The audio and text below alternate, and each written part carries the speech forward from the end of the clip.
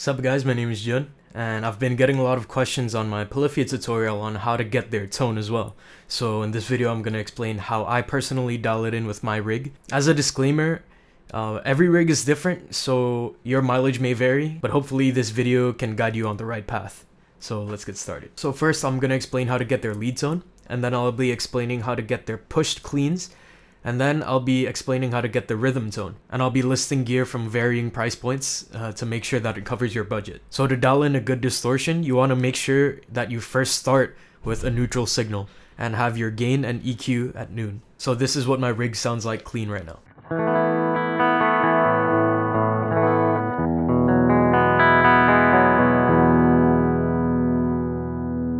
So now you can turn on the distortion on your amp or your pedal, and what you want to try to find is the sweet spot between crunch and shreddy. Now to start, you want to make sure that your gain is set to the minimum setting. Now it's very tempting to dime the gain and try to find the sweet spot by reducing the gain from there, but in my opinion it's best to do it from low gain to high, because then you'll be adding more instead of losing gain and, you know, loss aversion. Also, you want to make sure that if you're running a pedal, that any tone shaping knobs should be set to noon. Generally these might be called a tone knob or a presence knob. Mine is tone, so I'm gonna keep that at noon.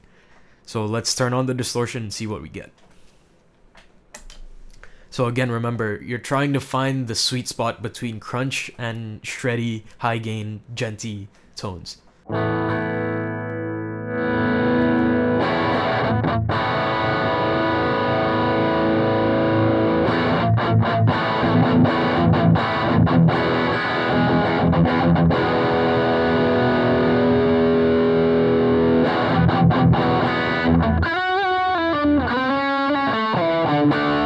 Now this is already a pretty decent start, but I'm a guitar player and I like to fluff my ego a little bit, so I'm gonna add just a tiny bit more. That's better. So now that you have your distortion set, feel free to play around with the tone or presence knob on your pedal or your guitar amp. And what that control generally does is it adds a little more attack to your tone. So generally I'll try to get some genty tones going with my right hand.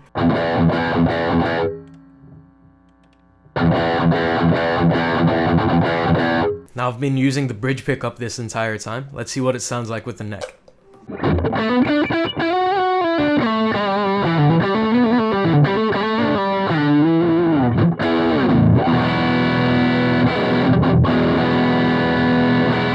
So yeah, this tone's pretty good already, but I think I want to shape it a little bit more. So generally what I'll do is I'll boost the mids on my EQs and add a little bit more treble just to add a bit more attack. I'll usually set my mids to about 2 o'clock and then my treble just a little bit under that.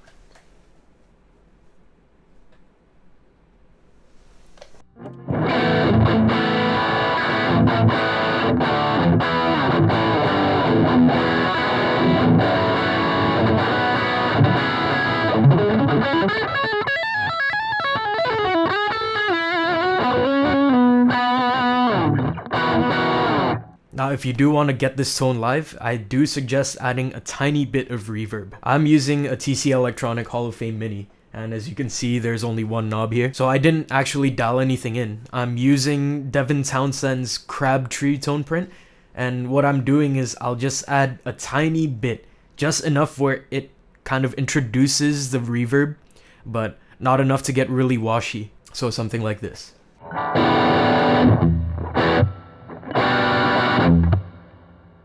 See, it's just there. It's really subtle.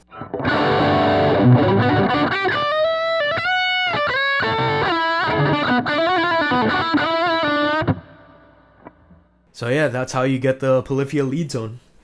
Now to get the push cleans, again, I'm using the exact same settings on my distortion. All I'm doing is I'm changing the position of my pickups. Now with my Ibanez guitar, position 4 will give me split inner coils with the bridge and combine that with the middle pickup. So I'll get something really sparkly.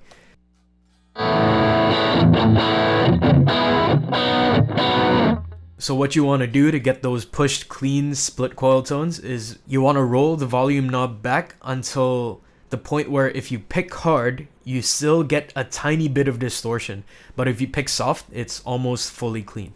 So something like this.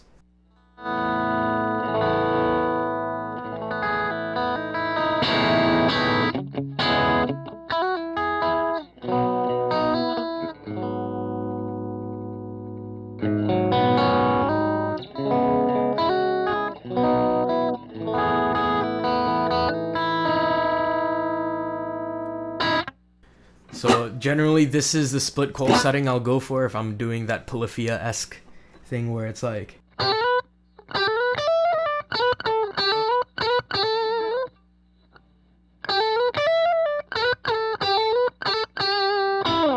So you get that spanky, slightly overdriven tone. All I'm doing to get the rhythm tone is I'm adding an overdrive. In this case, I'm using the Horizon Devices Precision Drive by Misha Mansour. So I'll turn that on to give the rhythm tone a little bit more girth.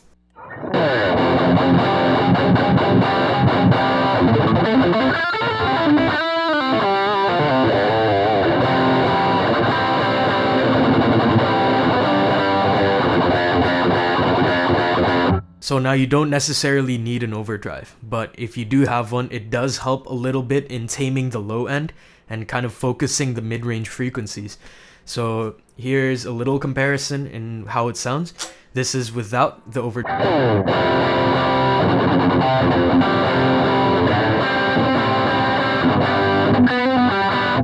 And this is with an overdrive.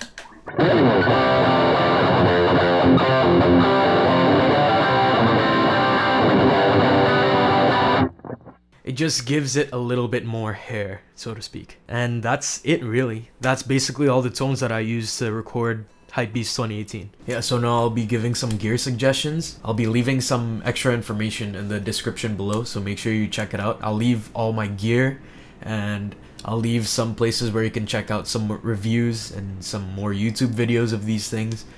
Yeah, so here we go. I'm actually gonna start with some amps first because I think they're the best value for money instead of buying pedals. First off, I'm gonna talk about the Yamaha THR10. Now this is an amp that I used to use a ton. Like, I basically never used my real amp because this is such a good sounding practice amp. And man, I wish I still had this thing. It's so good. It works as desktop speakers if you wanted to. And yeah, it's just, oh man, it's the one that got away. Now this is MSRP. I mean, you can get this at least in Sweetwater for like $2.99. Now it is slightly expensive for what it is, but I mean, it's really useful in my opinion. There are some other options, like Vox has this, the Vox Adio, and it is the same price. I've never used it before, but I've heard great things about it. And also the Boss Katana Mini. It's also basically in that same vein of products where it's practice amps. Again, I've heard good things about this. A bunch of other YouTubers have reviewed it, but of course these things can't really compete in the rehearsal space. So if you want something that's made for rehearsing, this thing is absolutely amazing. The Katana 50 watt. I've tried these out in store before, and oh my god, they're so good. Like, they're the best value for money, definitely, because all the effects are Boss effects, so you don't even have to buy pedals anymore. You can get their external foot switch, which can save presets from what I remember. And yeah, it's, oh man, it sounds so good. But if you are looking for a pedal, the Suhr RIot is something that I've used extensively. I've used a Suhr RIot since, I'd say about 5 years ago. And I just switched out for the RIot Reloaded recently, like a year and a half ago actually. The Suhr RIot and the RIot Reloaded are basically the same pedal. Like, it's really not that much different. The Suhr RIot Reloaded does have a bit more headroom, so if you want just a bit more distortion, I guess the Reloaded is there for you. Now the thing is, the Suhr RIot or the RIot Reloaded, they're both not cheap. And the next distortion pedal I'm also recommending isn't cheap, but it's good for what it is. Like, you get basically like an amp in a box. Like, I mean, of course it's not gonna be the same as a real amp, but it's getting pretty close, and I'm satisfied with it. Now, I've heard a lot of good things about the MXR 5150 distortion as well, and the great thing about this pedal is just the amount of features you get. The Suhr RIot is nice that it has 3 types of voicings. There's the vintage voicing, then there's the neutral voicing, and then the modern voicing that gets it a little bit more scooped. But again, there's just 3 knobs, nothing much. But this one just straight up has an EQ already on the distortion, and it also has a boost and a noise gate, which is really useful. So yeah, this is like really good value for money, but again, it's basically the same price as the Suhr RIot. If I were to recommend one for the more value, I would say this one is definitely more bang for buck.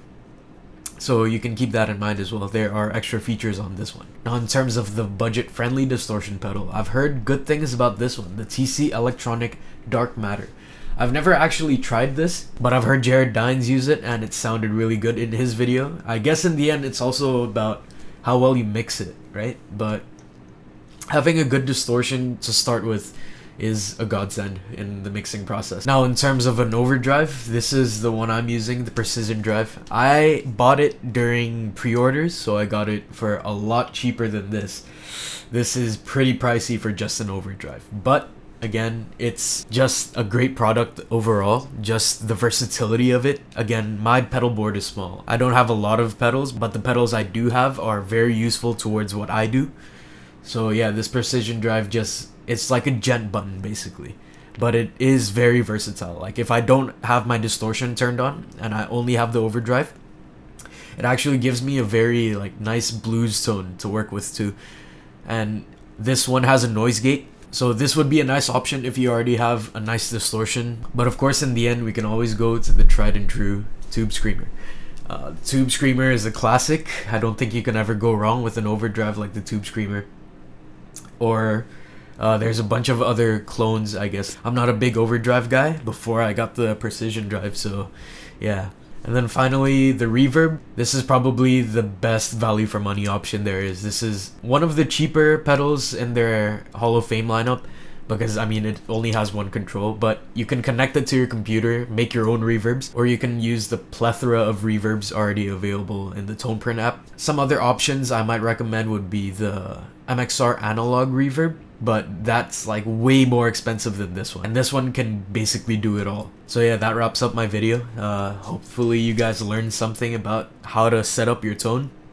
Again, just one final disclaimer. The mic placement of my SM57 into my Scarlett 2i2, that also affects the tone a bunch. But if you're just looking to get the Polyphia tone without recording, then these steps will work just fine. Now before I let you guys go, I really want to thank all the positive feedback that I've gotten for my video. I mean, it went to 50,000 views.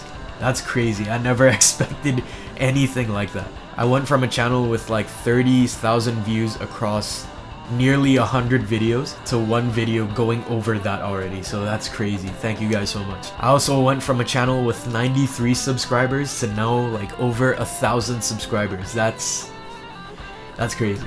So I just want to thank all of you for watching. Thank you for sharing, thank you for subscribing, and thank you for giving my video a chance. I initially didn't think it would get like any traction at all. I just did it for fun, but a lot of people watched it and they really enjoyed the content, so I'll try my best to upload more often, but I don't have an upload schedule planned, especially because these videos actually take a long time. Like the Polyphia video, including the song and recording and mixing and going out to shoot the music video, it's a lot of effort and it was really fun. I really enjoyed doing this, but again, I can't promise a proper upload schedule.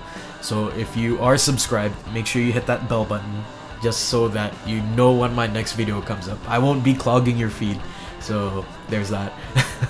The next video I'm planning to do is a Chon one, and that is gonna be really hard, but I'll try my best to teach you guys as much as I can. I really hope you learned something from this video as well.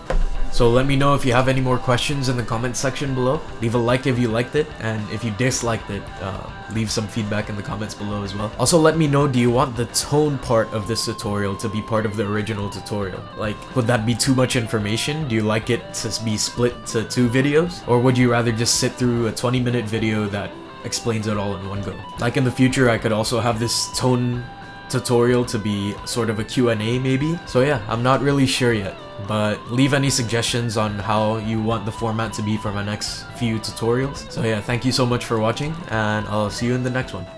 Peace.